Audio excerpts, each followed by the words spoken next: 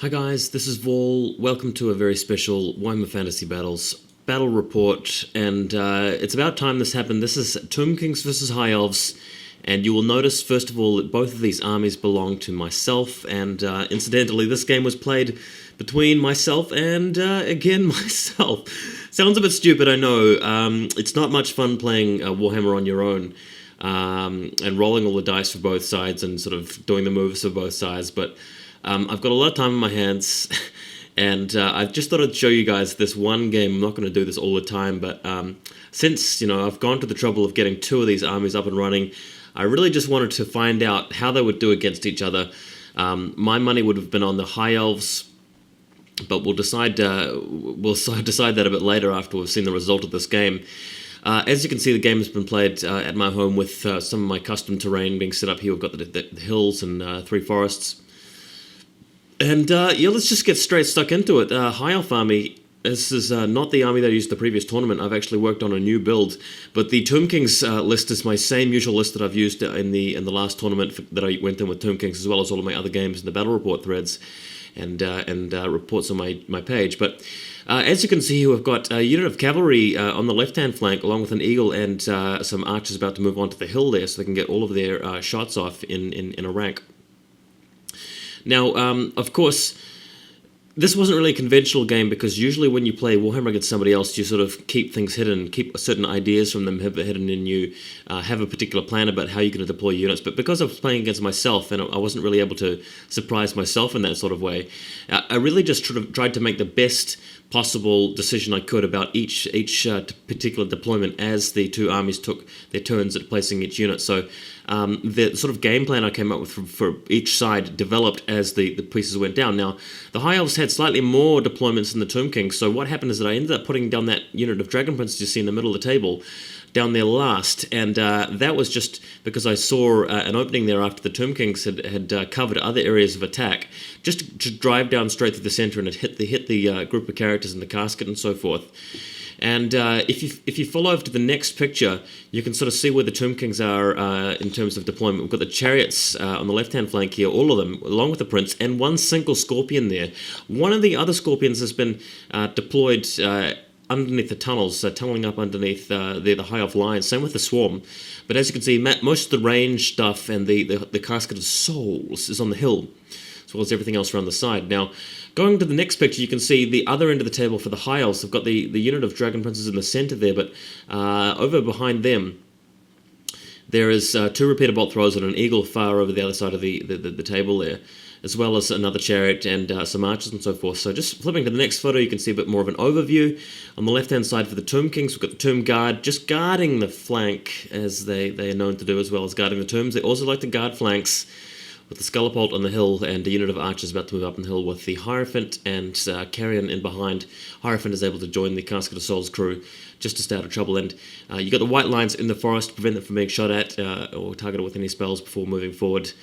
And then the chariots going around as well. So without further ado, let's go to the next photo, where you can see a little counter on the ground with a little skull icon on it, just showing you where the scorpion will be tunneling and burrowing up from, and that's going to be where the scorpion will be attacking. Mind you, there's a swarm coming up, but that's just going to be under the other repeater bolt thrower, not the one that's pictured, but the other one further to the left, to the northwest of this photo, is where the swarm should be coming from. So let's go to the next picture. The Tomb Kings win the roll for the first turn. And what happens is that on the right-hand flank, the Princess Chariots move up the side along with the Scorpion, and there's only one plain unit of Dragon Princes there. No command group, no champion, banner, musician, or anything, just 5 guys. And really, they're a little bit outclassed against that heavy unit of chariots there. With the Prince in it, the Prince is tooled up, and he's got that banner that gives the whole unit +1 to hit, so that's quite a powerful banner there. And the Scorpion just makes absolutely sure that the Tomb Kings are more likely to roll around this flank. The Dragon Princes are really just there to delay them for a while, as long as possible, and the other unit of chariots going through the middle. Next photo, you can see over the left-hand side the Carrion just moving in front of the King, who is with a long line of archers just advancing there. Archers getting ready to do some shooting, and the King really wanting to get his magic onto those Carrion to go in front of the main unit of Dragon Princes in the center of the table, which actually has a character with a battle banner, as well as another combat character there, which I've decided to take. This does have an Archmage in it, but again, I'm using a different sort of setup than the setup that I've been using in the last few games you've seen. I'm not using the fluffy mage prince. This list doesn't have a prince. It only has 2 nobles and 2 mages with an archmage. Yeah, I've just reconfigured everything, and I think I have hit on quite a strong list, but more about that another time. Let's go to the next photo, where you can see the Scullipult landing on the chariot, but if you look at the dice in the middle of the photo, it has scattered a certain distance away. Now, where you see the template on the photo, no, it isn't actually on top of the archers. I'm just sort of holding it up for the camera. The template hits the Dragon Princes, but of course, Dragon Princes being immune to flaming attacks, and the characters having dragon armor, they're unaffected by it. And in the magic phase, when the catapult fired again, hit smack on top of the chariot, so it was 2+ to kill it instantly. Strength 7 or higher hit will be able to destroy a chariot with a single dice roll, but I rolled a 1, so very unfortunate for the Tomb Kings there. But as you can see, the Carrion have moved annoyingly in front of the Dragon Princes, preventing them from carrying out their game plan. And of course, because I know the game plans for both sides of this game, I've decided just to do whatever the smartest thing is for either side. And putting the Carrion in front of the Dragon Princes prevents them from moving out and hitting the casket. Now, part of the game plan, you can see with the white lines in the forest there, the Archmage is actually positioned in the corner. Archmage has got the Lure of Shadows with Unseen Lurker spell, allowing an extra movement phase, much similar to the way that Tomb Kings get extra movement spells, but I've actually had to roll for it and pick up the Unseen Lurker from the Lure of Shadows magic lore, and the Archmage does have it. So the plan was for her to move forward with the white lines and then use that spell on the Dragon Prince just to crush the middle of the Tomb King's line and just really cut the heart out of the Tomb King battle line. But that's not going to happen now that the Carrion are there, or at least not straight away. Next photo, what happens here is that the rest of the High Elves move forward out of the forest as planned, with the chariots racing along the sides and the eagle getting in position to charge the Scullipult. But appallingly, the Dragon Princes fail their fear check to attack the Carrion, so they are stuck there for another turn. Absolutely abysmal a show, and the Carrion are just going to sit there until the Dragon Princes eventually pass their test and charge through.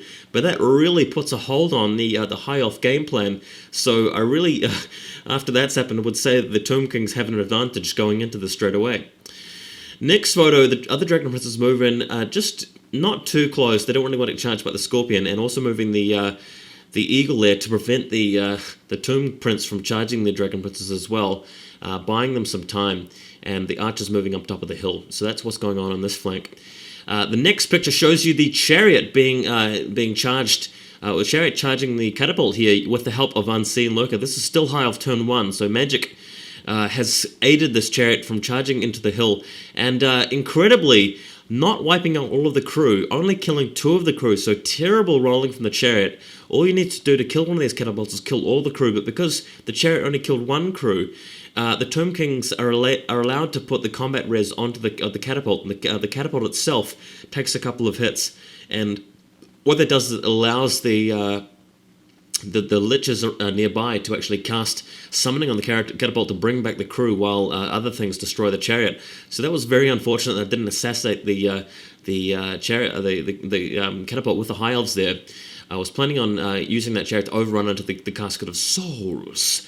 But as you can see now, that chariot is going to get countercharged by a number of other things.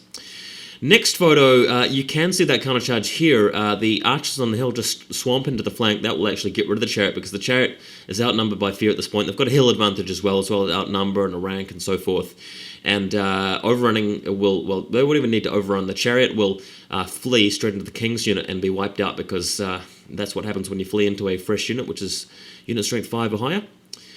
Next picture, amazingly the Scorpion pops up in exactly the right place and charges the BSB with a battle banner in the flank, killing blow and all, and that looks game breaking for the Tomb Kings here. Look at this photo; it's a very nice photo. But as fate would have it, the Scorpion missed a couple of times, and I think wounded a couple of times, and didn't actually get the kill that it wanted with a killing blow there. And with the battle banner there, you can betcha, as Sarah Palin would say, you betcha, the Scorpion was destroyed immediately by combat res because there was so much of it in that unit. So very lucky, very, very lucky indeed for the High Elves to have survived that. But of course, the Carrion are right in front of them still, so it's going to be a while before they can move out. I've done some shooting at the Carrion with High Elf units behind, but the Carrion weren't wiped out by that shooting, unfortunately. Just has been very, very lackluster so far.